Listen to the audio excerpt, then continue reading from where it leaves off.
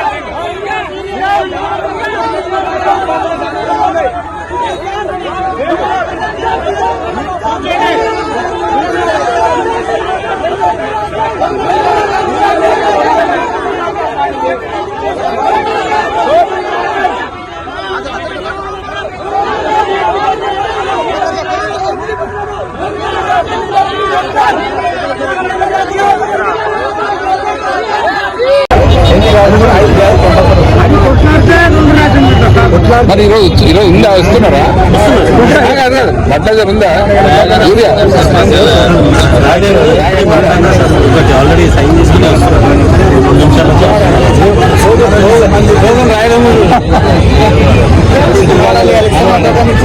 ఇస్తామని చెప్పాను సార్ చిన్న రోజు వచ్చి 100 రూపాయలు అవగాహన లేకపోతే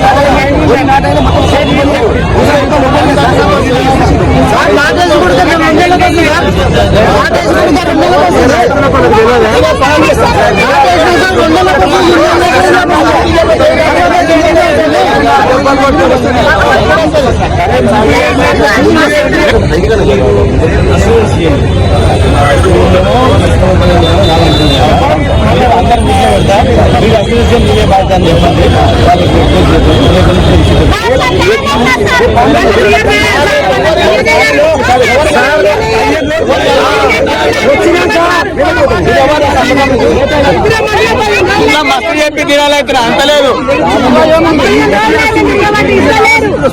గోదాంగాడికి వచ్చి 20 దినాలు మళ్ళీ పోతున్నాం మేము. ఇప్పుడు ఇస్తాం రేపు ఇస్తామని చెప్తే ఏం కావాలి? ఒక మాట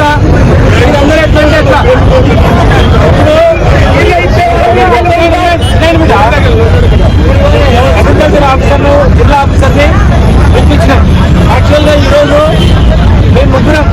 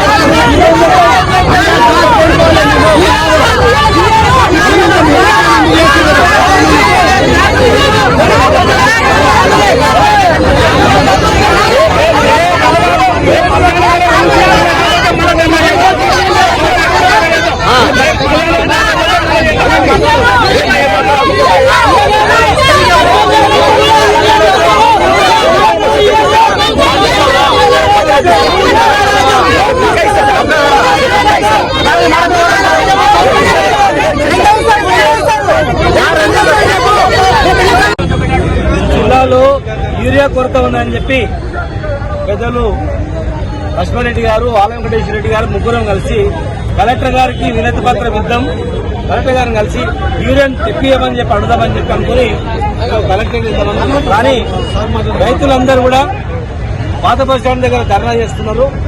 అక్కడ నుంచి ర్యాలీగా వచ్చి మళ్ళా కొత్త బస్ స్టాండ్ దగ్గర రస్తారోకో చేస్తున్నారని తెలిసి ఇమ్మీడియట్ గా ఇక్కడికి మేము రావడం జరిగింది. ఇక్కడ చూస్తుంటే ఒక్కొక్క రైతు 12 రోజుల నుంచి 15 రోజుల నుంచి ఈ చిట్టీలు రాసిచ్చిరంట. ఈ చిట్టీలు పట్టుకొని వాళ్ళందరూ రాత్రి 3:30 నుంచి పొద్దుగాల తెల్లవారుజాము 3:30కి ఇక్కడికి వచ్చిందంటే అర్ధరాత్రి ఆ ఊరు నుంచి ప్రయాణం చేసి వీళ్ళు వచ్చి 3 గంటల నుంచి కావాలి కాస్తున్నారు. ఇప్పుడు తీరా చివరికి లారీలో 400 బస్తాలు దిగుతాయి, ఇచ్చేది మాత్రం 50 మందికి ఇస్తున్నారంట. మరి వచ్చేటివి ఎక్కడ పోతున్నాయని వాళ్ళ బాధ. రావడమే తక్కువ, వచ్చిన దానిలో కూడా మళ్ళా బ్లాక్ మార్కెట్కి అమ్ముతుందా లేకపోతే ఏం చేస్తుందా అనేది తెలవట్లేదు. ఇలా ఒక్కొక్క రైతు సరైన సమయంలో యూరియా అయిపోతే పంట రాదు. ఇప్పుడే ఇంత కొరత ఉందంటే రేపు మళ్ళీ కలుపు తీసిన తర్వాత మళ్ళీ రెండోసారి మళ్ళా చేయాలి. మొదటి విడతకే ఇంత ఇబ్బంది ఉంటే రెండో విడత కష్టం. ఒక్కొక్క రైతు 35, 40, 50 వేల రూపాయలు పెట్టుబడి పెట్టి దున్నుకొని నాటేస్తే వీళ్ళ బతుకులు ఏమైపోతాయి? ఒక్కసారి మీరు అధికారులు ఆలోచన చేయాలి. సంబంధించిన మంత్రి గారు కూడా యూరియా అవసరం లేకుండా వీళ్ళు ఉట్టి యూరియా రాజకీయం చేస్తున్నారని చెప్పి మాట్లాడడం జరిగింది. చాలా దురదృష్టకరమైనది. ఒక రైతుగా పడ్డ కష్టాలు దగ్గర చూడక, క్షేత్రస్థాయిలో పరిశీలించక, వాస్తవం కాదనేది ఎక్కడైతే వీళ్ళు ధర్నా చేస్తున్నారో, ఎక్కడైతే వీళ్ళు క్యూ లైన్ నిలబడుతారో అక్కడ మీరు వచ్చి అడగండి, పర్యటన చేయండి. వాస్తవం కాదు రైతులే సమాధానం చెప్తారు.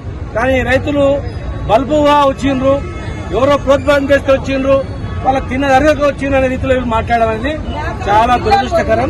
ఇప్పటికి మేము డిమాండ్ చేస్తున్నాం, వెంటనే తెప్పియాలి యూరియా.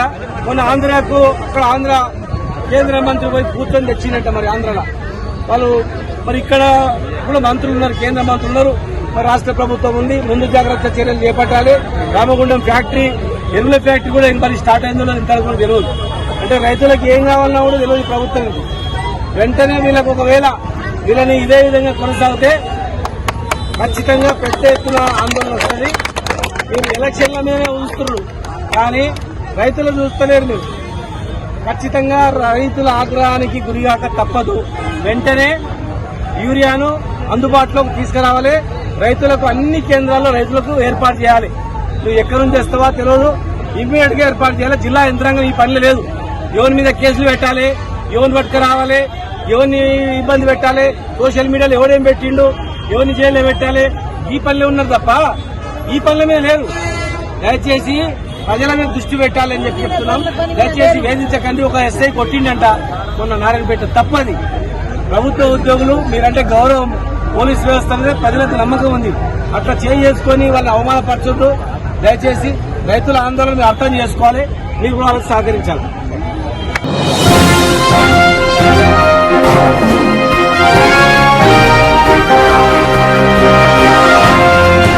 మీరు చూడాలనుకున్నదే మీరు చూస్తున్నది SV99 న్యూస్.